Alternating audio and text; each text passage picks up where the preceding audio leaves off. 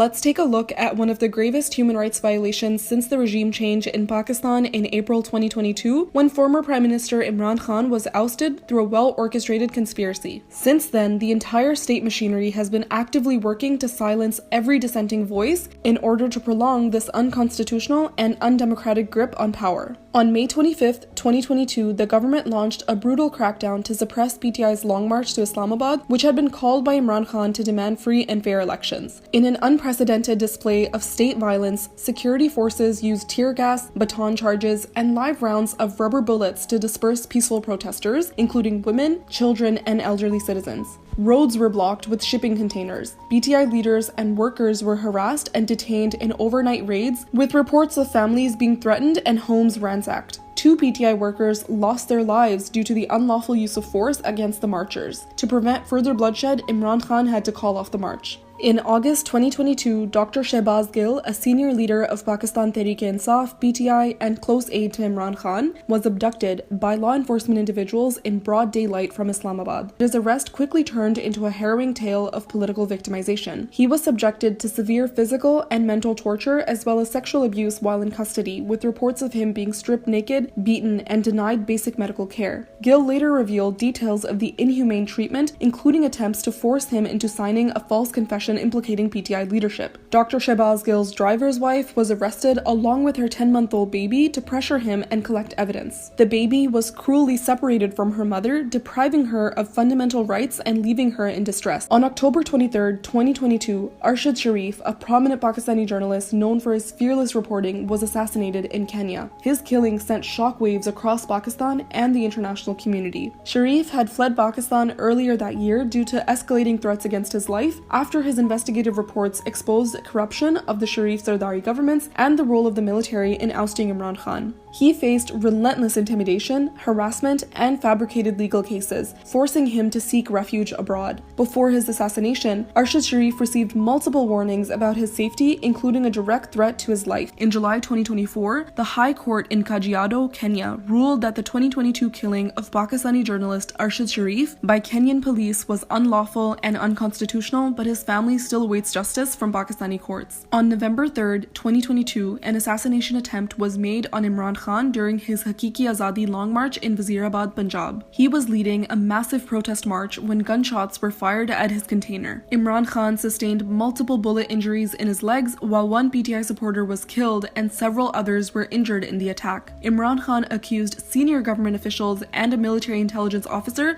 of orchestrating the attack. The shooter's statement was aired on state media within a couple of hours of the assassination attempt, even before any formal investigation had been conducted. In the broadcast, the shooter was seen repeatedly changing his statements, attempting to frame the attack as a religiously motivated hate crime. This followed months of coordinated efforts by government officials and military-backed media representatives who held press conferences portraying Imran Khan as anti-Islam, fueling religious sentiments and paving the way for a blasphemy-related narrative. The shooter's confession, combined with his lawyer's press conference being aired live on national TV, proved the state's involvement in this meticulously orchestrated attack, which saw Imran Khan as an existential threat to their hold on power. In March 2023, Ali Bilal, widely known as Zille Shah, a devoted supporter of Imran Khan and PTI, was brutally tortured and murdered in police custody. Zille Shah, a special needs person, was arrested during a peaceful protest in Lahore. Hours later, his lifeless body, bearing horrific signs of torture, was discovered in front of a hospital, leaving the nation in shock and grief. His post-mortem report confirmed that he died from excessive bleeding after enduring severe physical abuse, including a fatal blow to his head. Despite clear evidence of police involvement, the authorities launched a smear campaign, falsely alleging that Shah's injuries were caused in a car accident. The authorities, in a desperate attempt to shift blame, filed a bogus FIR against Imran Khan, implicating him in the murder of Zille Shah. In March 2023, a nationwide crackdown led to the abduction of over 2,100 PTI social media activists, party workers, and supporters, including women and children, across Pakistan. These individuals were illegally detained without warrants or due process, while their families were subjected to harassment and threats. threats. The authorities' actions were aimed at intimidating and silencing political dissent, with many detainees enduring inhumane treatment. On March 8, 2023, just hours before PTI's scheduled election rally, the caretaker government of Punjab, widely criticized for acting as a puppet of the federal regime, imposed Section 144 in Lahore. The sudden imposition of Section 144 was seen as a deliberate attempt to stifle dissent and prevent PTI from mobilizing its supporters. As peaceful protesters began to gather for the rally, police forces responded with overwhelming brutality, using tear gas, water cannons, and rubber bullets to disperse the crowds. Women, children, and elderly participants were not spared, and many protesters suffered injuries due to excessive force. Law enforcement carried out mass arrests, targeting PTI workers and supporters to intimidate and silence them. Starting on March 14, 2023, Pakistani authorities escalated their efforts to arrest Imran Khan by launching a full-scale attack on his Zaman Park residence in Lahore, despite him submitting a signed guarantee to appear in court. The operation, which targeted his supporters and workers outside Zaman Park, involved security forces using heavy tear gas, water cannons, and rubber bullets to disperse the crowds. For 2 days, the authorities continued the siege, even resorting to extreme measures to intimidate and silence his supporters. On March 18, 2023, ahead of Imran Khan's court appearance, the government deployed heavy security forces around the judicial complex in Islamabad and cordoned off the area with containers, preventing access to lawyers, PTI leadership, and the public. However, a group of unidentified men in civilian clothes carrying plastic handcuffs were seen entering the complex without resistance. As his caravan approached, PTI workers were arrested, and the police subjected the convoy to heavy shelling at various points. The international journalists covering the event also confirmed that police began shelling as soon as Imran Khan's caravan reached the complex, which seemed to be an intentional effort to provoke the protesters and escalate tensions. When Imran Khan finally reached the judicial complex after hours of resistance and shelling, police and unidentified men were waiting, signaling a possible attempt on his life. After heavy resistance, Khan was able to enter the complex. However, a well-wisher advised him to leave, fearing the situation was a setup. Despite continuous shelling, Khan's workers quickly escorted him out of the complex. On March 18, 2023, when Imran Khan left his residence in Zaman Park, Lahore for a court hearing in Islamabad, he received the alarming news that his house in Zaman Park was being attacked under the guise of an illegal search operation. The police had no search warrant but proceeded to forcefully enter the house by breaking down the front gate with a bulldozer. At that time, Imran Khan's wife was home alone, along with some house staff. The police caused extensive damage to the property, destroying personal belongings and stealing items such as food, clothes, medical supplies, and possessions of the workers, and even pet food. The police also brutally beat and arrested workers, many of whom were young boys, all without arrest or search warrants. On May 9, 2023, former Prime Minister Imran Khan was illegally arrested from the Islamabad High Court premises by paramilitary rangers in a dramatic and forceful operation. Despite being present for a scheduled court hearing, Khan was dragged from the courtroom in blatant violation of legal protocols and due process. His lawyers, who witnessed the shocking scene, later revealed that they were pepper sprayed, beaten, and physically assaulted as troops stormed the room by smashing windows and doors. Khan himself was hit on the head, forcibly pulled off his wheelchair, and violently dragged away. On May 11, 2023, the Supreme Court of Pakistan issued a landmark ruling declaring Khan's arrest illegal and unconstitutional. The court reaffirmed his fundamental right to due process and ordered his immediate release while directing authorities to ensure his safety. Following Imran Khan's illegal arrest on May 9, 2023, spontaneous protests erupted nationwide with supporters demanding his immediate release. PTI called for peaceful demonstrations across the country, urging people to gather in large numbers at designated points. However, the situation took a drastic turn when reports surfaced of deliberate acts of vandalism targeting sensitive military installations, including the Corps Commander's house in Lahore and the GHQ entrance in Rawalpindi. Eyewitness accounts and video evidence indicated the involvement of unidentified individuals orchestrating these attacks, raising suspicions of infiltration. PTI leaders and supporters alleged that the state had planted saboteurs to discredit the party, justify a violent crackdown, and suppress Pakistan Tehreek-e-Insaf. Security forces resorted to deploying tear gas, water cannons, and street firing during confrontations with Imran Khan's supporters. Several protesters were martyred, with around 16 PTI workers and supporters confirmed dead, and thousands were injured across the country due to shelling and direct firing by security forces. At least 10,000 people were arrested, including those who didn't even participate in the May 9th protests, but were supporters of Imran Khan. The state confiscated CCTV footage of the incidents, but never presented it in court as proof, further proving that this was a state-led false flag operation designed to frame PTI and its supporters. Women associated with PTI and supporters of Imran Khan faced unprecedented brutality and repression aimed at discouraging their political participation. Security forces were seen humiliating, beating, and dragging women by their hair for attending peaceful protests. Hundreds of women were detained in various jails under appalling conditions with little to no access to their families. Among those detained were elderly women over the age of 80 and mothers of very young children. Many women reported being interrogated by police, who repeatedly questioned why they dared to leave their homes, attempting to intimidate them while discouraging their participation in politics. In numerous cases, male officers were involved in the arrest and manhandling of women political prisoners, often without the presence of female constables, violating basic protocols and human rights. Using the May 9, 2023 protests as a pretext, the government orchestrated a crackdown on PTI leaders, abducting many and coercing them into leaving the party. Despite no evidence linking PTI leaders to incitement of violence or vandalism, they were detained illegally without any proper investigation. While courts ordered their release upon review, they were often re-abducted immediately upon stepping out, with police and unidentified men orchestrating these unlawful arrests. Leaders were only freed on the condition that they disassociate from PTI and announce their departure in scripted press conferences implicating Imran Khan on May 9th attacks on military installations. Many of these leaders appeared visibly distressed, with some tearfully citing threats to their families, particularly their children, as the reason for their decision, highlighting the pressure and danger they faced. Leaders who agreed to leave PTI were released without any further investigation or court proceedings, exposing the unlawful nature of these arrests and the helplessness of the judicial system in the face of such coercion. Imran Khan termed these departures as forced divorces.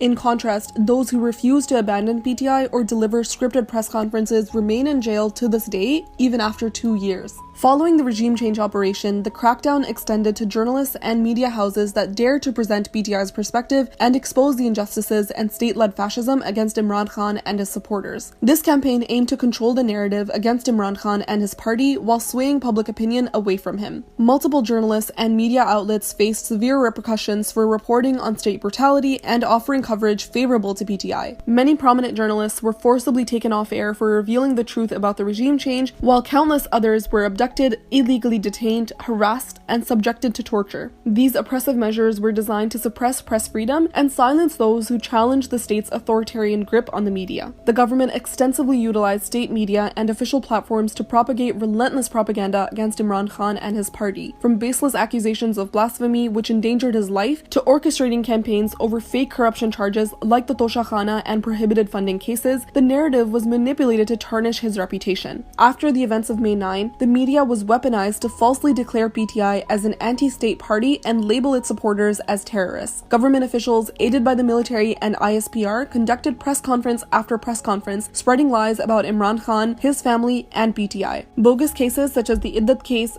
Toshakhana, and Al-Qadir Trust were repeatedly highlighted, even as courts overturned these charges. State and private media outlets aired marathon transmissions to push this false narrative, with national platforms even giving airtime to the shooter involved in Imran Khan's assassination attempt, allowing him to justify his actions without proper investigation. Meanwhile, Imran Khan's speeches were entirely banned, showcasing the state's blatant misuse of media to discredit political opposition. Many media houses, including Bol and Airway, and digital media platforms like Siyasat.pk, were forcibly silenced and taken off air for covering Imran Khan and his party's narrative in addition to the government's stance. Today, media in Pakistan is entirely controlled, broadcasting only the narrative of the military-backed government and the establishment. Journalist Imran Khan was abducted in May 2023 under mysterious circumstances. His sudden disappearance sparked nationwide outrage. Despite repeated court orders for his recovery, the authorities failed to provide any information about his whereabouts, heightening concerns about his safety. For months, Imran Khan remained missing, leaving his family in anguish. Finally, after mounting pressure from national and international bodies, he was recovered in September 2023. Upon his return, he appeared visibly frail, a stark confirmation of the harsh conditions he endured during his illegal detention. He had lost significant weight and struggled to speak, needing extensive treatment to regain his health. In later interviews, he revealed being subjected to extreme torture and treated inhumanely. He confirmed being pressured to support Nawaz Sharif and his party, promoting their narrative exclusively. Furthermore, he disclosed that the establishment approached him to fabricate a narrative against Imran Khan, portraying him as corrupt. Even children have not been spared by the government in its orchestrated campaign to instill fear and suppress dissent. In the last 2 years, minors have been targeted in what appears to be a deliberate attempt to terrorize families supporting Imran Khan. A heart-wrenching testimony from a mother reveals that her 14-year-old son has been languishing in prison since the aftermath of the 9th May false flag operation. His only crime was expressing support for the political party of former Prime Minister Imran Khan. In another incident, a minor was arrested alongside his father while distributing sweets in public to celebrate Imran Khan's victory. Similarly, 3 children under the age of 14 were declared terrorists simply for supporting Imran Khan. Elderly and critically ill PTI workers and leaders faced relentless harassment and abduction, with their lives being put at serious risk. These tactics were used to pressure them into abandoning PTI through coerced and scripted press conferences. In one instance, a PTI leader who had just suffered a heart attack pleaded with security forces, explaining that he had surgery scheduled for the next morning and had been advised by doctors not to leave the hospital. Despite this, he was forcibly taken away by the police. Similarly, Dr. Yasmin Rashid, an 80-plus-year-old PTI leader and cancer survivor, was forcibly discharged from the hospital and taken to jail under the government's orders, putting her life in danger. Since the regime change, the military-backed government has misused the policing system to implicate PTI and its supporters in fake charges, aiming to discourage them from participating in political activities and raising their voices against the ruling parties. A series of fake FIRs and bogus cases have been filed against PTI leaders, social media activists, and ground workers to politically victimize them and force them to abandon their support for PTI and Imran Khan. Over 200 bogus FIRs have been registered against Imran Khan alone across the country, with charges ranging from terrorism and sedition to contempt of court,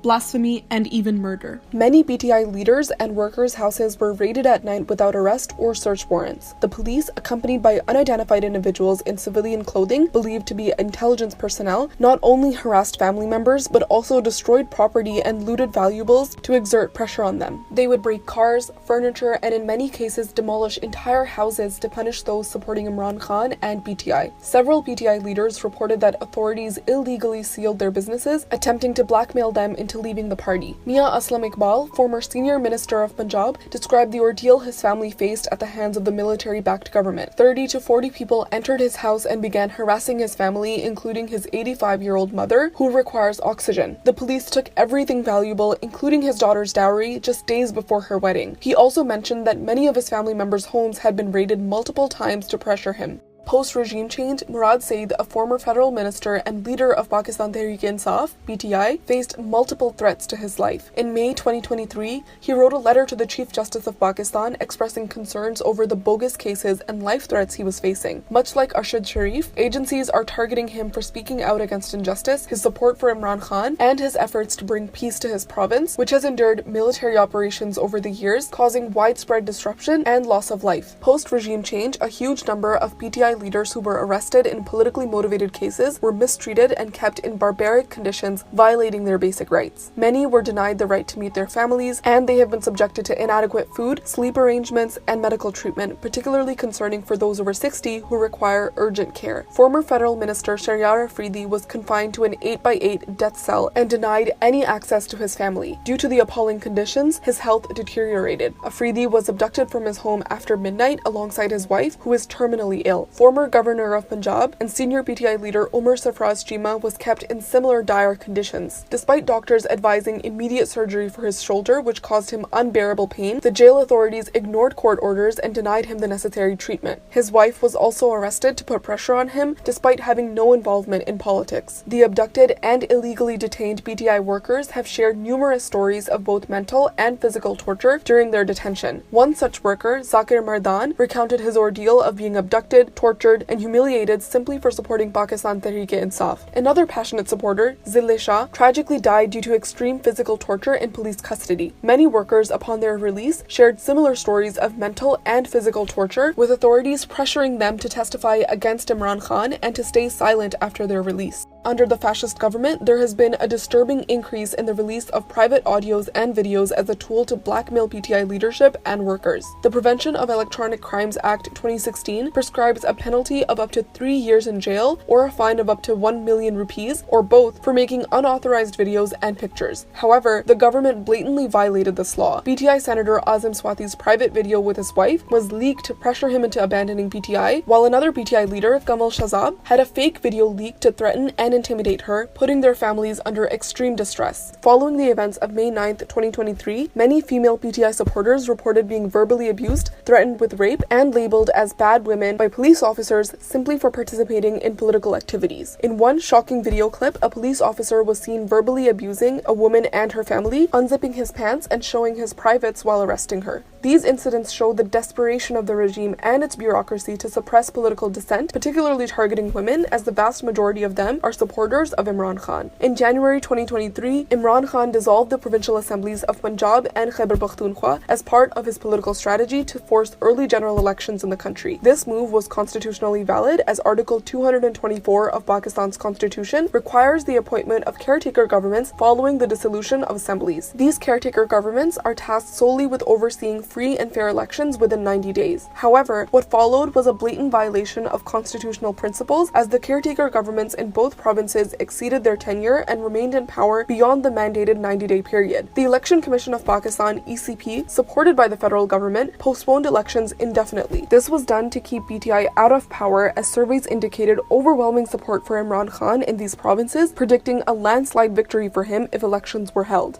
A well-known human rights activist and lawyer, Gibran Nasser, was abducted by unknown men in June 2023. Nasser has been a vocal critic of Pakistan's military and was also advocating for the unlawfully arrested workers and leaders of PTI after the May 9th false flag operation. Nasser was later released after immense pressure from the public and human rights organizations. In October 2024, another human rights activist and lawyer, Iman Mazari Hazir, was taken away by security forces and men in plain clothes and masks from her home in the early hours of the morning. Her mother, Shiri Mazari, Pakistan's former human rights minister under the PTI government, shared the news in a post on social media. Moments before her arrest, Mazari Hazir had posted on X about unknown persons breaking down security cameras in her home and jumping over the gate. Mazari's mother later confirmed that no arrest warrants or legal procedure had been followed. Pakistan's media regulator, PEMRA, imposed a complete ban on the broadcast of PTI chairman Imran Khan's live speeches in August 2022. On May 31, 2023, PEMRA issued another directive to media houses, clearly instructing them that Imran Khan's name should not be mentioned, his image should not be shown, and his voice should not be heard. Even a mention of his name on the channel's ticker tapes was prohibited, which constitutes a blatant violation of the right to freedom of speech. Using the events of May 9th as an excuse to suppress PTI and its supporters, Pakistan's military-backed government established military courts to try protesters arrested during the May 9th protests. These courts violate Pakistan's constitution and represent a significant human rights violation due to their lack of transparency and the absence of fair trial. In December 2023, Pakistan's Supreme Court approved the trial of civilians in military courts, thereby paving the way for the prosecution of civilians. This judgment faced criticism from political leaders and human rights groups, both locally and internationally. The arrest of PTI leader Mia Ibad Farooq following the events of May 9, 2023, had a devastating impact on his family. His 8-year-old son witnessed the traumatic arrest of his father, mother, and grandmother, along with multiple raids and acts of vandalism by the police. The child was admitted to the hospital in serious condition, but due to the pressure exerted by the state because of his father's affiliation with PTI, he was forcefully discharged. Tragically, this innocent child, unable to bear the distress, passed away after waiting for nearly 3 months for his father to return. Many other children of PTI leaders, workers,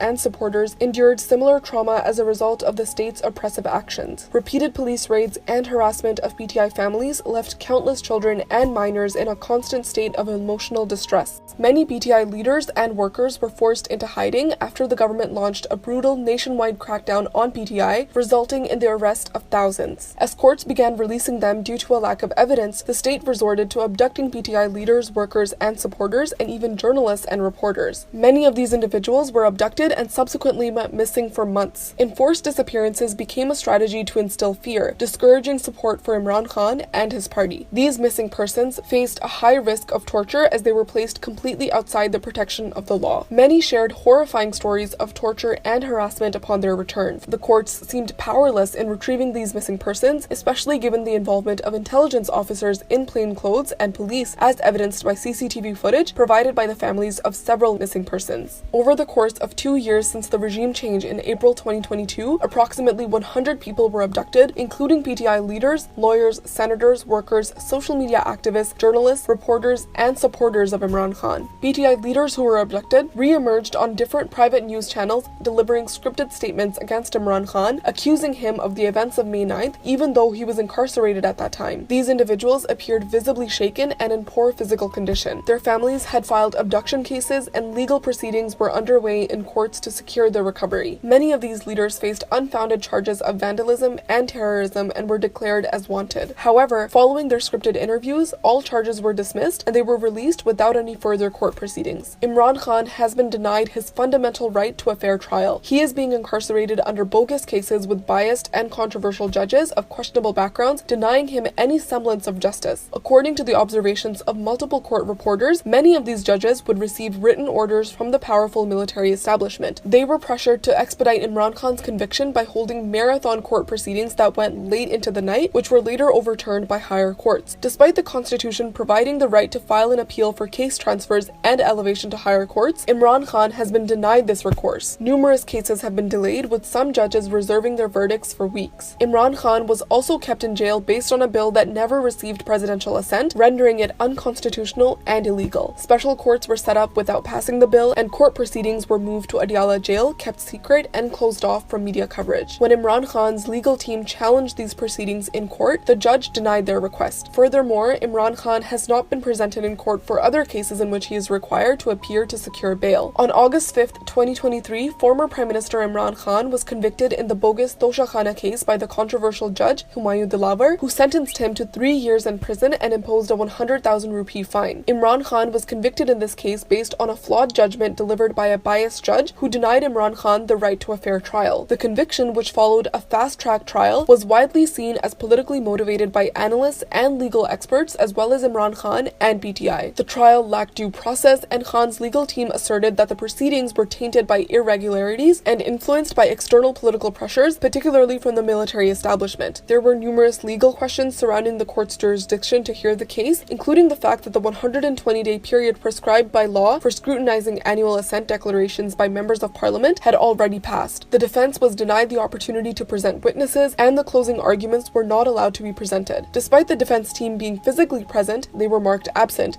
further adding to concerns about the fairness of the trial. The court moved at an exceptionally fast pace, with hearings scheduled daily. Within 15 to 20 minutes of the verdict's announcement, police were at Imran Khan's residence to arrest him, and he was taken into custody in the early hours of the morning. The Islamabad High Court later suspended Imran Khan's 3-year sentence in the Toshakhana case and ordered his release from jail. The military-backed government, followed by a puppet caretaker government, denied PTI the opportunity to exercise its democratic right to conduct rallies and protests. While other political parties were allowed to hold public gatherings without restrictions, as soon as PTI announced a rally, the government would swiftly impose Section 144, which empowers the district administration to issue a ban on a specific activity for a set period. The misuse of this tool against PTI was evident in the heavy police presence in cities where public gatherings were planned. As if Section 144 was not enough to prevent people from gathering and to provide an excuse to arrest and detain them, the army was given shoot-on-sight orders to suppress PTI's march towards Islamabad in November 2024. Snipers were deployed by the army to target and shoot innocent peaceful protesters during the protest. This resulted in the deaths of at least 14 protesters and left numerous others injured. The police were even observed arresting innocent civilians, sometimes for merely displaying a PTI flag. The police, under the governance of a repressive regime, did not even spare individuals protesting against the desecration of the Holy Quran or those expressing solidarity with the people of Palestine solely because these protests were associated with PTI. The general elections in Pakistan were delayed beyond the constitutional limit of 90 days. After the dissolution of the National Assembly on August 9, 2023, elections were supposed to be held by November 8, 2023, as mandated by Article 224 of the Constitution. However, the Election Commission of Pakistan, ECP, citing the need to redraw constituencies following the digital census, postponed the polls indefinitely. This delay was a tactic to deny the people their democratic right to elect their representatives, with critics accusing the military-backed regime of using the ECP as a tool to manipulate the political process and suppress Imran Khan's Pakistan Tehreek-e-Insaf (PTI), which had widespread public support. Following the events on May 9th, hundreds of PTI leaders, workers, supporters, and vocal media persons were arrested. While most of them were granted bail by the courts due to the lack of evidence against them, the police continued to rearrest them, often in violation of court orders, and in some cases from within the court premises, which is a clear breach of the law. Some PTI leaders faced the ordeal of being arrested and released repeatedly, with some individuals being rearrested more than 7 times. These arrests and rearrests were a tactic to pressure them to disassociate from PTI and provide scripted press conferences or interviews that directly accused Imran Khan of orchestrating the attack on military installations on May 9th, 2023. It was observed that if a PTI leader or worker provided a statement against Imran Khan, they would often be released immediately without any further court proceedings. In contrast, those who did not comply were subjected to multiple arrests, alleged torture, and kept in harsh conditions until they yielded. Former Pakistani Prime Minister Imran Khan and former Foreign Minister Shah Mahmood Qureshi were convicted in a sham cipher case on January 20th, 2024. Imran Khan was secretly held in custody for 15 days without his legal team being informed. The FIA requested his remand without presenting him in court, and Attak jail was unjustly designated as the trial venue, violating Article 10A, which guarantees the right to a fair trial. The case was based on allegations that Imran Khan and Qureshi misplaced and misused a diplomatic cipher, despite the original document being in the Foreign Office as confirmed by the Interior Minister. The cipher, deemed a threat to Pakistan's sovereignty by 2 NSC members, was declassified by the elected cabinet, raising serious questions about the legitimacy of the charges. The case was politically motivated, aimed at disqualifying Imran Khan before the February 2024 elections, damaging his reputation and suppressing voter turnout. In June 2024, the Islamabad High Court overturned their sentences, exposing the case as a deliberate attempt to keep Imran Khan and senior PTI leadership behind bars. On February 3rd, 2024, just 5 days before the general elections, a trial court sentenced Imran Khan and Bushra Bibi to 7 years in prison and fined them 0.5 million rupees each in the highly controversial Iddat case. The case was based on a complaint by Bushra Bibi's ex-husband, Khabar Fareed Manika, who had been abducted and went missing for days before resurfacing to file the case. Prior to his abduction, he had publicly vouched for Bushra Bibi's character, but his statements drastically changed afterwards. The Iddat case was widely seen as one of the most politically motivated and shameful legal attacks aimed at maligning Imran Khan's character and pressuring him into a deal. On July 13th, 2024, the Islamabad High Court overturned the conviction, declaring it unlawful and unjust, further proving the politically motivated nature of the case. In October 2023, Nawaz Sharif, a convicted criminal and absconder, was granted bail despite being sentenced to 10 years in prison and disqualified from politics for life. Legal experts were shocked by the decision, as it violated established legal norms. Nawaz Sharif, who falsely claimed illness to leave Pakistan, remained abroad for 4 years and was granted bail within 24 hours of the application being filed, even though the convict, Nawaz Sharif, was not present in the country. His biometric prints were submitted by a lawyer and accepted by the court without any objections. In contrast, the same court allowed Imran Khan to be abducted from within the courtroom while he was in the biometric room applying for bail in a similar case. This blatant judicial bias highlights how the legal system is manipulated by the military establishment to serve political interests. The Election Commission of Pakistan, ECP, played a key role in sidelining Imran Khan and PTI through biased decisions and electoral manipulation. From reviving an 8-year-old prohibited funding case while ignoring similar cases against other parties, to rejecting PTI's nominations and ignoring pre-poll rigging complaints, the ECP's partiality was evident. It also failed to conduct elections within the constitutionally mandated 90-day period and installed a caretaker setup favoring PMLN and PPP. Before the February 8th elections, every conceivable effort was made to either exclude or significantly handicap PTI's ability to contest. PTI ticket holders and nominees were brazenly abducted in broad daylight by intelligence agencies. They were systematically prevented from conducting their election campaigns and holding rallies. Nomination papers of PTI members were either snatched or attempts were made to do so to prevent their lawful candidature. Access to the offices of returning officers were systematically obstructed for PTI's prospective candidates, while proposers and seconders required for the nomination process were similarly abducted before the scrutiny of nomination papers. Hundreds of candidates' homes were raided to discourage them from contesting the elections on a PTI ticket. Shocking footage of these abductions, harassment, and the snatching of nomination papers surfaced daily in the days leading up to the elections on February 8th, 2024. Law enforcement agencies and the Supreme Court silently witnessed witnessed these blatant human rights violations and were complicit through their inaction. Ahead of the February 8, 2024 general elections in Pakistan, a significant number of nomination papers from Pakistan Tehreek-e-Insaf (PTI) candidates were rejected by the Election Commission of Pakistan (ECP), showing political bias and pre-poll rigging. Over 70% of PTI's nominated candidates had their papers rejected by the returning officers, compared to the nearly 90% of nomination papers from other parties, especially PMLN, which were accepted without significant issues. The rejections were a deliberate attempt to disqualify PTI's most popular leaders and supporters, effectively sidelining a party with significant public support. PTI protested these rejections, filing cases in courts to challenge them. Additionally, PTI filed a case in the Supreme Court of Pakistan under Chief Justice Qazi Faiz Issa regarding pre-poll rigging, but Qazi Faiz Issa, who was acting as a facilitator of the ruling setup, dismissed it.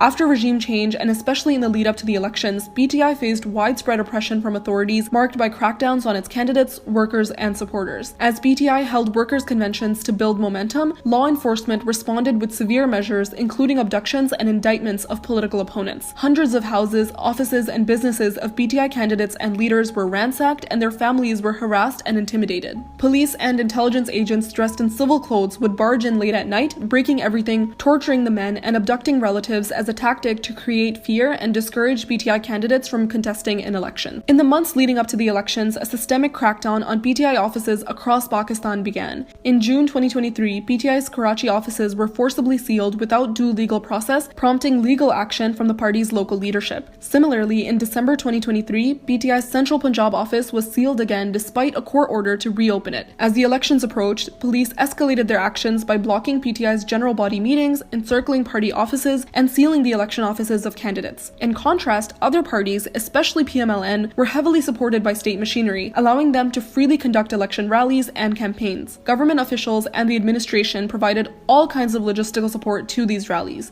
As another blatant attempt to silence dissent, the military-backed caretaker government banned PTI's official website in Pakistan without providing any valid justification. This move was an attempt to silence PTI and prevent it from exposing state-backed atrocities and pre-poll rigging. After being denied its electoral symbol, PTI launched an online portal to share candidate information along with their respective symbols to inform voters. However, this portal was also blocked in Pakistan shortly after its launch, making it accessible only through VPNs. These actions were clearly intended to mislead the public and discourage them from voting for PTI candidates. On February 8, 2024, general elections were held in Pakistan that were marred by disruptions as the caretaker government shut down the internet and mobile services, creating communication issues for voters as well as the election staff. The 8300 SMS service of the Election Commission across the country was also affected. This shutdown severely hindered voters' ability to access crucial information such as locating polling stations, coordinating travel, and reporting electoral irregularities in real time. Amnesty International called the election day internet shutdown a reckless attack on people's rights. This was all intended to discourage voters from turning out, as Imran Khan was leading in all public surveys and was expected to win if voter turnout was high. On polling day, as it became evident that voters were turning out in large numbers to support Imran Khan, systemic efforts were made to obstruct their participation. Polling failed to begin on time at numerous stations, leaving long queues of frustrated voters waiting to cast their ballots. In many cases, polling staff was either absent or intentionally delayed the process to reduce the number of votes cast. Despite these delays, polling was abruptly halted at 5 p.m. Additionally, many voters faced confusion and disorganization in locating their designated booths, often finding family members assigned to different, far-flung stations. This was a deliberate attempt by the Election Commission of Pakistan (ECP) to discourage voter participation. Videos showed polling stations being seized by military personnel, police, and officers in plain clothes. Presiding officers faced obstruction in issuing Forms 45 to PTI-backed independent candidates, while several candidates were arrested or mistreated. PTI polling agents and candidates were forced to leave polling stations during the counting process, violating electoral laws. Journalists and media personnel were barred from entering returning officers' offices, where incidents of ROs being assaulted, removed, or coerced into signing blank Forms 45 were reported. Credible sources on social media also highlighted cases of ballot papers being burned and PTI candidates being threatened to accept manipulated results. This is when the catastrophic post-poll rigging started to turn PTI's clear majority into a simple one. On February 8, 2024, Forms 45 received by the candidates showed PTI leading by large margins in many constituencies. However,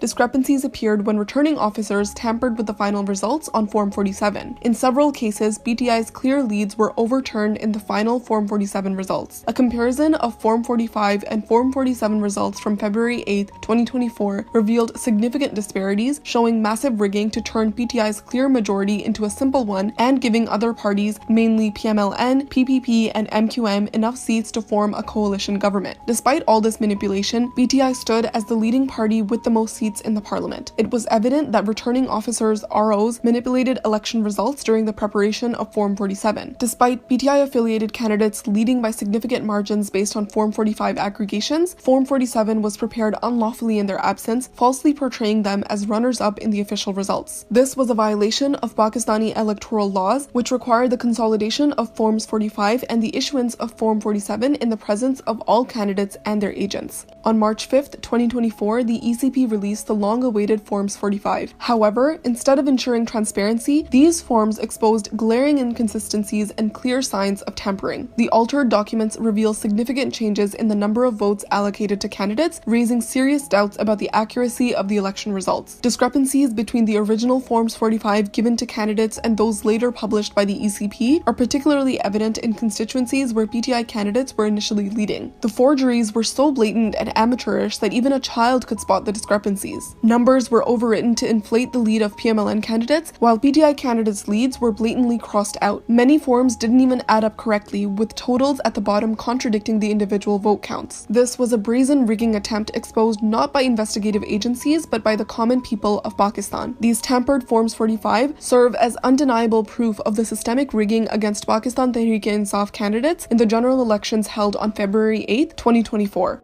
On February 17, 2024, Liaquat Jatta, the Commissioner of Rawalpindi, made a shocking confession about post-poll rigging in the February 8, 2024 elections. Jatta revealed a deliberate effort to manipulate the election results, admitting to widespread irregularities, particularly in Rawalpindi. He stated that PTI-backed independent candidates who were leading by 70,000 to 80,000 votes were made to lose through falsified ballots and false stamps. Jatta took full responsibility for the fraud and called for punishment for himself and others involved, including the Chief Election Commissioner Sultan Raja and Chief Justice of Pakistan Qazi Faiz Isa. Since then, the commissioner has gone missing and his whereabouts remain unknown. On February 18, 2024, Punjab police forcibly entered the home of the commissioner's private secretary around midnight. The secretary's wife, Mrs. Ashfaq, reported that plainclothes law enforcement individuals accompanied by police dragged her children, stole her valuables, ransacked the house, and held her extended family hostage in Lahore. This harassment was an attempt to cover up the explosive confession by the commissioner of Rawalpindi using intimidation and threats against individuals associated with his office, orchestrated by intelligence agencies. Former Prime Minister Imran Khan has been unlawfully detained under inhumane conditions for more than 1.5 years, confined to a small, dark cell with an open toilet and constant surveillance in violation of his fundamental rights. He has been denied access to his lawyers, family, medical care, and basic necessities, enduring isolation and mental torment. On April 1, 2024, the government released images of his jail cell which confirmed the dire conditions he was being kept in and sparked public outrage. The pictures contradicted the government's claims of A-class facilities, which Imran Khan is entitled to as a former PM. Despite court orders, Khan was denied communication with his sons and visits from his legal team, with jail authorities citing orders from above and implicating the military establishment. In his letters to the Supreme Court on January 30, 2025, Imran Khan detailed the inhumane treatment he endured in jail. He described systemic violations of his rights, intensified mental abuse, and complete isolation from the outside world. His cell's electricity was cut off multiple times, leaving him in complete darkness and extreme heat. His movement was severely restricted. Additionally, he was given substandard food that caused severe illness and was denied access to newspapers, television, and exercise facilities. These actions violated Islamabad High Court orders, yet the officials responsible continued to act with impunity. Since the fall of BTI's government in April 2022, numerous accounts of harassment and coercion have emerged, targeting judges who attempted to deliver justice under an undeclared martial law imposed by the military establishment through its proxies. From releasing private videos to filing baseless references against upright judges and even questioning the validity of their academic credentials, the military-backed government employed every tactic to harass and intimidate the judiciary. These efforts were aimed at obstructing justice, particularly for Imran Khan, his party, and their supporters.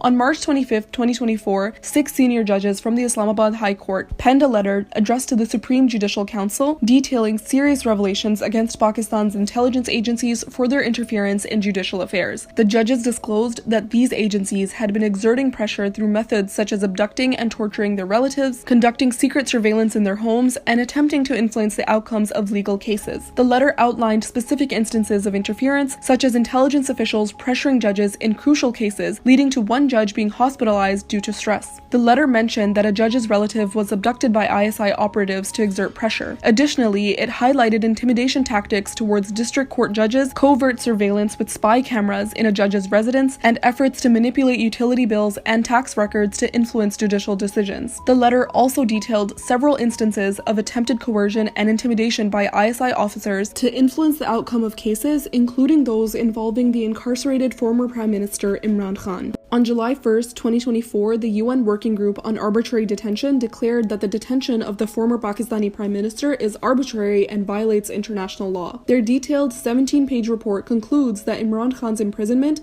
contravenes the UN Declaration of Human Rights, UDHR, and the International Covenant on Civil and Political Rights, ICCPR. It called for his immediate release and compensation in accordance with international law. The working group also called for those responsible for violating Imran Khan's fundamental human rights to be held accountable. Imran Khan remains in prison despite all his cases being overturned. The group found that Imran Khan's prosecutions, notably in the Tosha Khana and Cypher cases, were politically motivated to prevent his participation in the 2024 general election. In an attempt to silence dissent, the government blocked access to the social media platform X in February 2024, shortly after massive evidence of rigging began to emerge on the platform, exposing the stolen February 8th elections. On February 22nd, the Sindh court ordered the government to restore access to X immediately, but the block persisted, leading to a contempt case against the authorities. Even after this, the government continued to shut down the internet during subsequent bypolls and any political events organized by Pakistan Tehreek-e-Insaf, aiming to restrict communication and prevent people from exposing human rights violations during these events. In February 2024, BTI formed an alliance with the Sunni Ittihad Council, SIC, to secure reserved seats in the national and provincial assemblies. Despite their majority, the Election Commission of Pakistan, ECP, rejected their petition, reallocating these seats to the ruling coalition, granting them a 2/3 majority. In July 2024, the Supreme Court of Pakistan annulled the ECP's decision, declaring it unconstitutional and restoring 23 reserved seats to PTI. This decision highlighted the biased actions of the ECP, which acted as a partisan entity to ensure PTI's defeat while supporting the ruling coalition, particularly the Pakistan Muslim League. In June 2024, the military-backed regime announced plans to install a national firewall under the guise of regulating content on social media platforms, according to media reports. The government spent millions on this firewall to filter and block content from dissenting voices and online criticism, further curtailing freedom of expression. The Pakistan Software Houses Association, BASHA, stated in a press release that Pakistan's economy could lose up to $300 million due to internet disruptions caused by the imposition of the national firewall. Human rights activists expressed concerns about the firewall, fearing it would be used to suppress dissent and censor social media content. With people resorting to using VPNs to access restricted platforms, the military-backed government's efforts to stop criticism had little success. In a desperate attempt to silence dissent, the government banned the use of VPNs, declaring them un-Islamic with the support of a group of puppet clerics. This demonstrated the extreme and ridiculous lengths to which the government was willing to go to stifle voices raised against them. In October 2024, the military-backed coalition government swiftly passed the controversial 26th Constitutional Amendment Bill in the Senate, hours after it was approved by the federal cabinet and subsequently in the National Assembly. Dubbed the Constitutional Package, the bill introduced amendments impacting the tenure and appointment of the Chief Justice of Pakistan, CJP, and the evaluation of judges' performances. Critics viewed the bill as an attempt to undermine judicial independence and ensure control of the judiciary by an unlawful setup that emerged following the February 8th elections through a massively rigged mandate. United Nations Human Rights Chief Volker Turk was concerned that the 26th Constitutional Amendment would seriously undermine the judiciary's independence. In addition to the legal community and civil society, other international human rights bodies also condemned the amendments, warning that such an attack on judicial independence directly threatened fundamental rights. Adding to the controversy, members of the ruling coalition admitted receiving the draft just minutes before its presentation, highlighting their role as mere puppets under the military establishment's influence.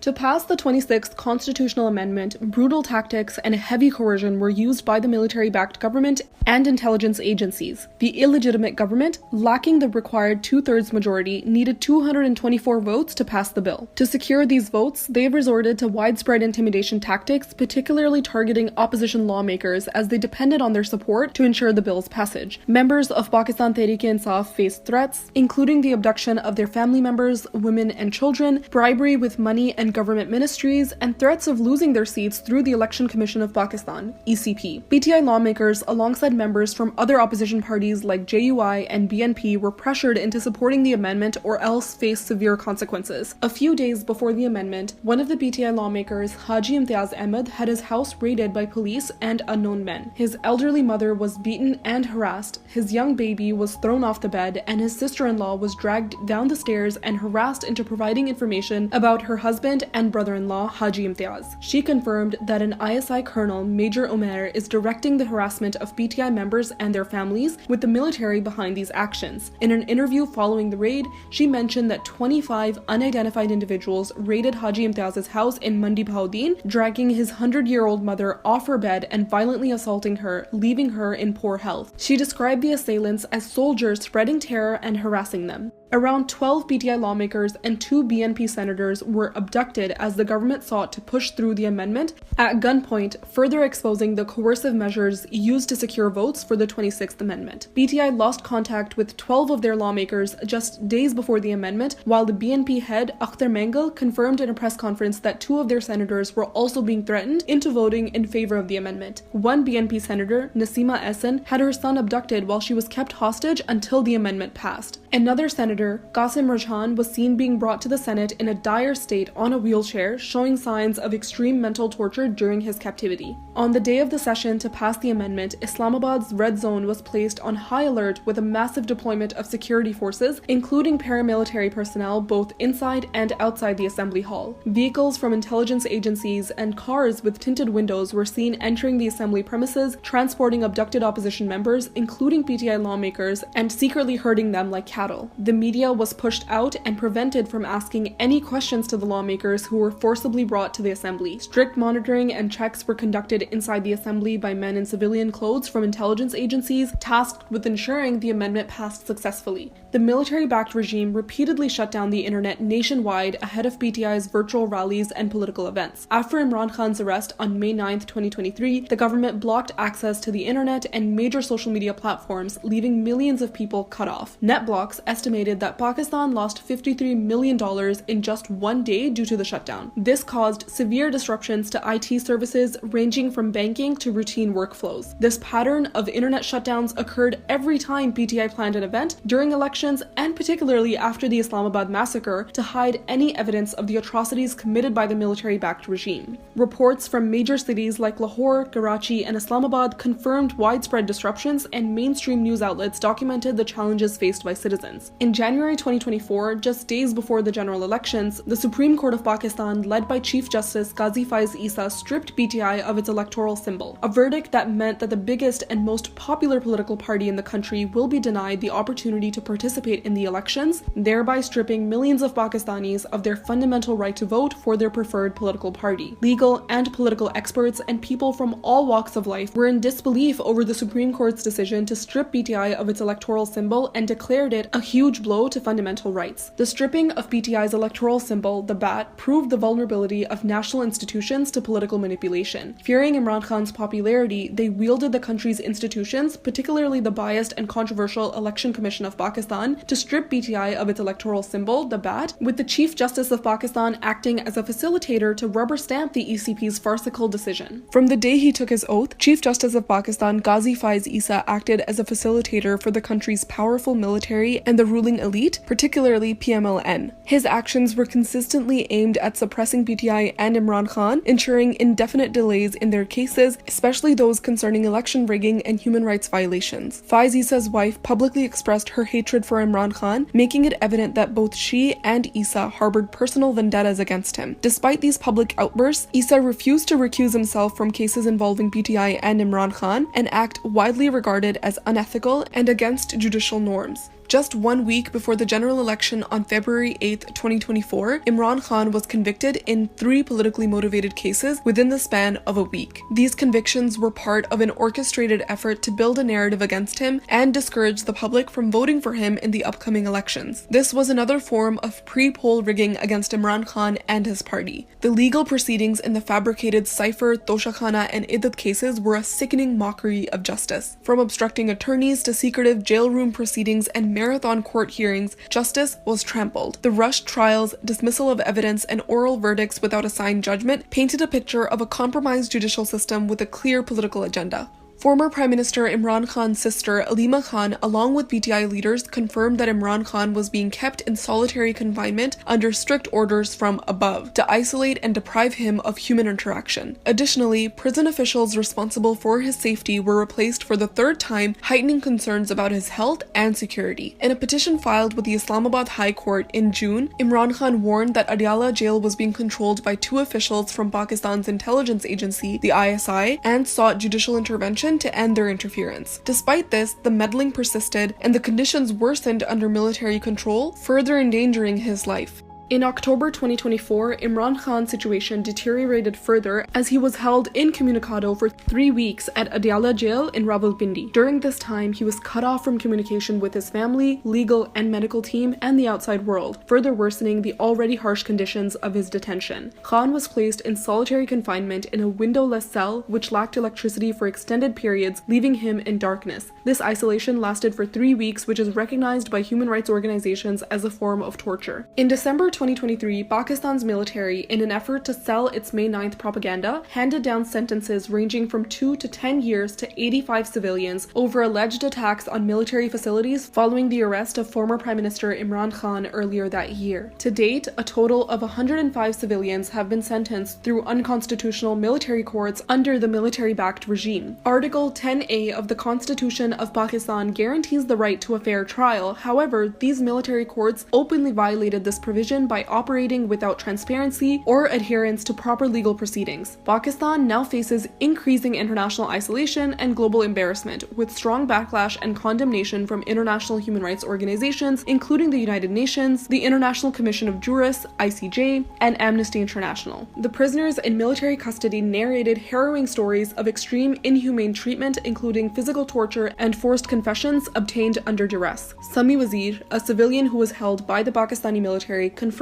he was tortured, stating, "They tied me up and hung me upside down. Then they released hornets onto me and I was stung repeatedly. I cried and begged them to let me go." After 20 months of brutal military custody, Sami Wazir, a 28-year-old activist from Bannu, suffers irreversible damage, a ruptured colon, severe hearing loss, and mental instability. Sami is now undergoing treatment for multiple ailments, including mental instability resulting from the torture inflicted by his military captors, marathon interrogations, sleep deprivation, waterboarding, and beatings with batons. This is how Murad Ali Khan Marvat, a lawyer representing civilians held by Pakistan's military intelligence, described the abuse his clients endured, forcing them to sign false confessions, including implicating Imran Khan in mercy petitions being submitted on their behalf, petitions that many of them refused to sign. The prisoners who signed the petitions later confirmed that they did so under extreme pressure and coercion. In May 2024, the government sealed the Pakistan Tehreek-e-Insaf (PTI) office in the capital after demolishing part of the premises with bulldozers under the pretext of a Capital Development Authority (CDA) issue. BTI, however, did not receive any prior notice or warning regarding the matter, exposing the action as a deliberate tactic to intimidate and harass the party. In July 2024, security forces stormed BTI's Central Secretariat. During this raid, security personnel looted the premises, leaving behind scenes of vandalism. The office staff was arrested and falsely charged with cybercrime as part of the effort to stifle dissent and dismantle the party's organizational capabilities. After the February 8th elections, sitting MNAs and MPAs of BTI faced relentless harassment aimed at coercing them into either abandoning BTI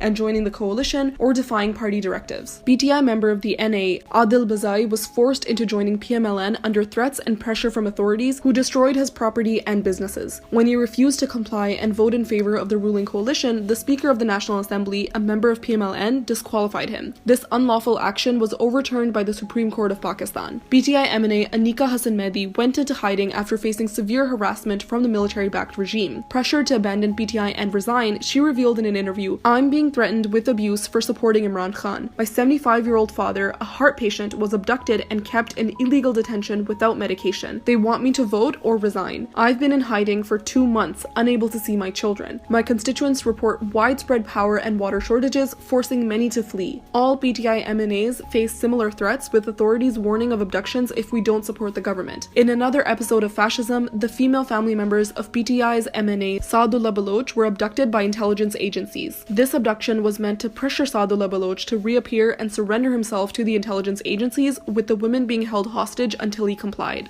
The harassment and coercion of journalists and media personnel continued into 2024, with many losing their jobs for refusing to propagate the ruling party's narrative and for exposing injustices. Some were abducted, others implicated in fake FIRs, and their families harassed through raids on their homes. The judiciary, manipulated to serve the regime's interests, deliberately delayed hearings, ensuring that these journalists remained behind bars for extended periods. Since April 2022, the Pakistani military government and its agencies employed various tactics of transnational repression to silence overseas Pakistanis critical of the military-backed regime. These include threats and harassment of their families in Pakistan, cyber surveillance, cancelling their Pakistani passports, and targeted online campaigns to intimidate them. Dual citizens and those traveling to Pakistan risk detention, harassment, or confiscation of their passports, while embassies monitor expatriate activities, sometimes denying consular services to critics. Azhar Mashwani, the focal person for PTI's digital media, has become a symbol of the horrific abuses faced by political dissidents and their families in Pakistan. Following his abduction and subsequent release by intelligence agencies, Azhar was forced to flee the country. However, the military-backed government did not spare his family in Pakistan. Their home was raided multiple times by plainclothed officials who brazenly abducted Azhar's 73-year-old father and his brothers on 2 separate occasions within a few months. Azhar's brother was forcibly disappeared and remained missing for over 9 agonizing months, leaving the family in a state of unbearable distress. Azhar's family members were placed on the exit control list, ECL, effectively imprisoning them within Pakistan. His wife, who had no political affiliations, was offloaded from a flight. In June 2024, Azhar's 2 brothers, Mazhar and Zahoor Mashwani, were abducted once again. To this day, authorities continue to pressure Azhar, threatening his family's safety unless he remains silent. In September 2024, security forces launched an unprecedented and violent attack on the country's parliament, arresting several PTI lawmakers from inside the National Assembly building, an act that is deemed unlawful and unconstitutional. The forces cut off the electricity, plunging the entire parliament into darkness, and then stormed the building with overwhelming force, brazenly disregarding the sanctity of the legislative institution. PTI lawmakers, including PTI's acting chairman Gohar Khan, were manhandled, dragged out of the parliament, and taken into police custody. They were subjected to physical intimidation, and several were detained without due process. This blatant assault on the heart of democracy marked a dark day for Pakistan.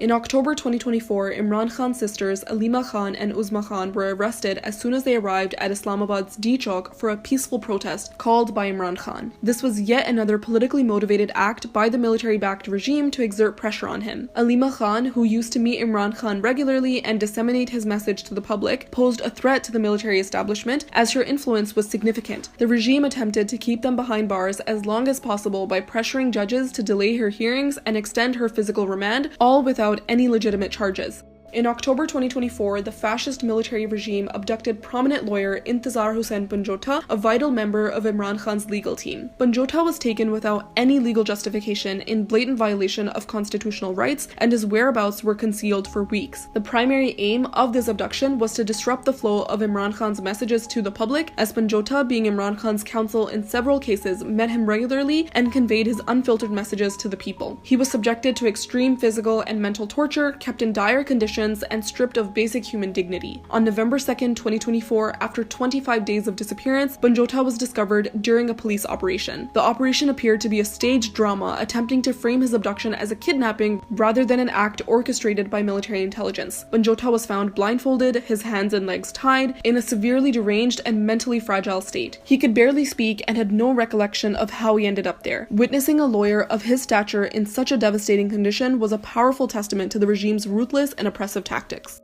On October 5, 2024, in a shocking display of lawlessness, police, rangers, and intelligence agents attacked the Khyber Pakhtunkhwa KP House in Islamabad, leaving a trail of destruction and chaos. The attackers vandalized the entire premises, smashing furniture, damaging property, and wreaking havoc in a place meant to represent the dignity of an entire province. Several staff members were forcibly arrested without any legal justification or procedure. The assailants also targeted the provincial government's vehicles parked at KP House, breaking windows and causing significant damage. To make matters worse, the Chief Minister of Khyber Pakhtunkhwa, Ali Amin Gandapur, went missing shortly after the attack. He had been leading a convoy of PTI supporters into the city when he disappeared while visiting the KP House during the raid. This entire incident appeared to be a desperate attempt by the military-backed regime to prevent the convoy of thousands of PTI supporters from reaching the protest venue in Islamabad. On November 26th, security forces opened live gunfire targeting unarmed protesters marching into the capital city of Islamabad near Dichok on Imran Khan's final call. The Islamabad massacre became one of the darkest chapters in Pakistan's history as security forces unleashed direct gunfire on unarmed civilians, resulting in 14 confirmed fatalities and hundreds injured. Many more were reported missing and feared dead, with the government refusing to release the bodies and confiscating all hospital records. Eyewitnesses described snipers initiating intermittent firing from 2 p.m. onwards, culminating in a final brutal assault under the cover of darkness later that evening. The government labeled this as a grand operation against PTI protests, with several government ministers openly issuing live threats, vowing to end the protest in mere minutes with a shower of bullets. The violence continued throughout the night. Rangers were seen destroying vehicles belonging to protesters. The main PTI leadership container was also set on fire. Footage circulated widely, showing police and paramilitary troops violently suppressing civilians during the day with heavy shelling and rubber bullets and direct firing through snipers strategically placed on top of the high-rise buildings.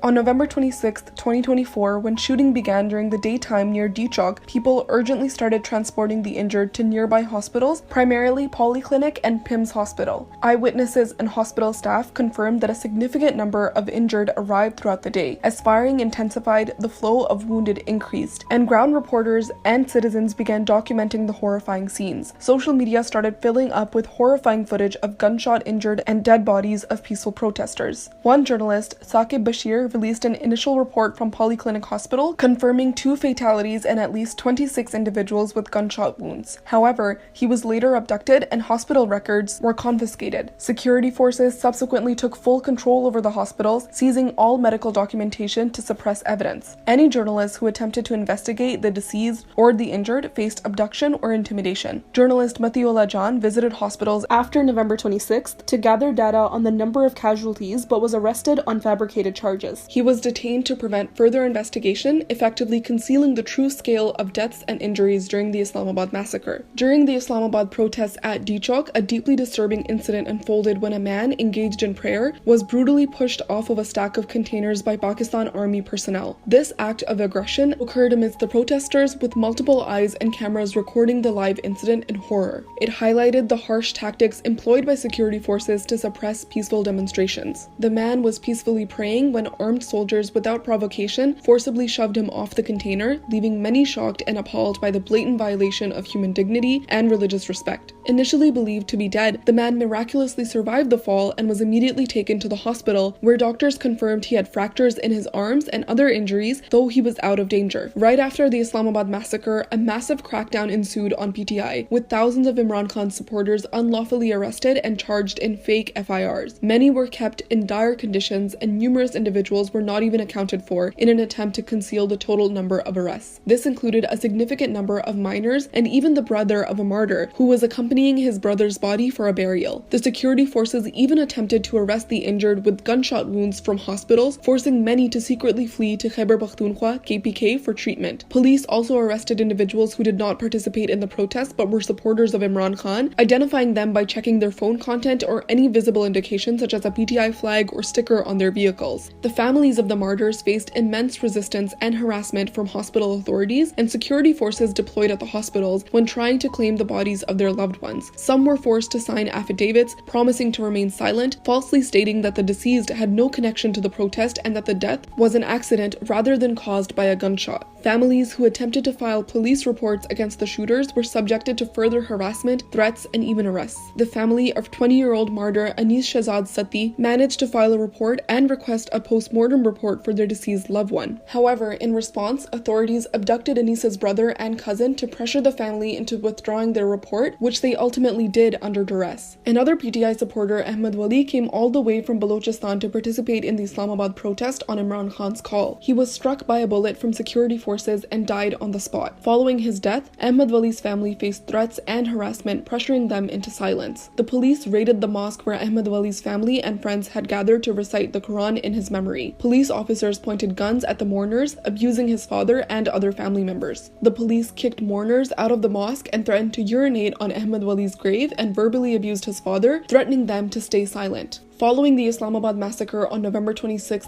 2024, reports surfaced of intensified racial profiling against Pashtun individuals in Islamabad and Rawalpindi. Human rights lawyers documented over 2,000 cases of Pashtun students, laborers, and street vendors, including legal Afghan refugees, being arrested and detained in police stations across both cities. Among those detained was a 14-year-old boy who sold clothes to support his family. Human rights activist and lawyer Iman Mazari confirmed that police officials had been systemically racially profiling and detaining Pashtuns by checking their IDs at checkpoints. Individuals whose permanent addresses were listed in Khyber Pakhtunkhwa were arbitrarily arrested and implicated in fabricated FIRs. Federal ministers Ata Tarar and Mohsin Naqvi ridiculously implied that most of the protesters were Afghan nationals and Pashtuns and by extension, terrorists. These baseless statements intensified the racial profiling, leading to the arrest of innocent Pashtuns to propagate the fascist government's propaganda. In January 2025, the Shahbaz Sharif-led National Assembly passed a controversial amendment to the country's cybercrime laws amid a walkout by PTI lawmakers and journalists from the proceedings. This draft was titled the Prevention of Electronic Crimes Amendment Bill 2025. Journalists staged a walkout from the press gallery in protest of the bill's passage after it was presented by a federal minister from PMLN. The PICA amendment became a symbol of authoritarianism and an assault on digital and civil liberties in Pakistan. Bushra Bibi, the wife of former Prime Minister Imran Khan, became a central target of political victimization to pressure Imran Khan into striking a deal with the establishment. She was dragged into baseless and fabricated legal cases, including the infamous Iddat case, which accused her of contracting marriage with Imran Khan during her Iddat period, a ridiculous claim that lacked credible evidence and was widely seen as a mockery of justice and a collapse of moral values for political gain. Despite being a private citizen with no political involvement, Bushra Bibi was repeatedly harassed by authorities, subjected to investigations, and vilified in the media. The establishment's use of deeply personal and intrusive tactics reflected a desperate attempt to break Imran Khan's resolve and force him into submission. Imran Khan, in his messages from jail, repeatedly emphasized that Bushra Bibi had nothing to do with politics and was being targeted solely to pressure him. On January 17, 2025, Imran Khan was sentenced to 14 years in prison in the highly controversial and politically motivated Al-Qadr Trust case. His wife, Bushra Bibi, was also handed a 7-year sentence despite having absolutely nothing to do with the cabinet's approval of the $190 million to be transferred to Pakistan, which was the basis of the entire narrative in this farcical case. The trial was conducted inside a prison rather than in an open court, away from public scrutiny, and was expedited in a manner that deprived Khan of his basic right to a fair trial. Despite Imran Khan and Bushra Bibi being mere trustees of the Al-Qadr University with no evidence of personal financial gain, the military-backed government fabricated a narrative accusing Imran Khan of benefiting from the trust's land allotment and unlawfully transferring funds to the Supreme Court's account. The decision in question was approved collectively by the entire cabinet during Imran Khan's tenure, and Bushra Bibi had no involvement in the proceedings. Singling out Khan and his wife is yet another indication of the military regime's desperation to keep him incarcerated by manipulating the judicial system to serve its own political agenda. In March 2025, another crackdown began on social media activists and ground workers. Many went missing, abducted from their homes in front of their families by intelligence agents. The courts appeared completely helpless in recovering them as the 26th Amendment had severely curtailed their powers. Citizens were left at the mercy of the state to endure this injustice. Mothers, wives, and children of the abducted took to social media, pleading with the judiciary to help bring their loved ones back, while sharing horrifying accounts of unlawful nighttime raids and abductions. In April 2025, Imran Khan's sisters and party members were repeatedly barred from meeting him,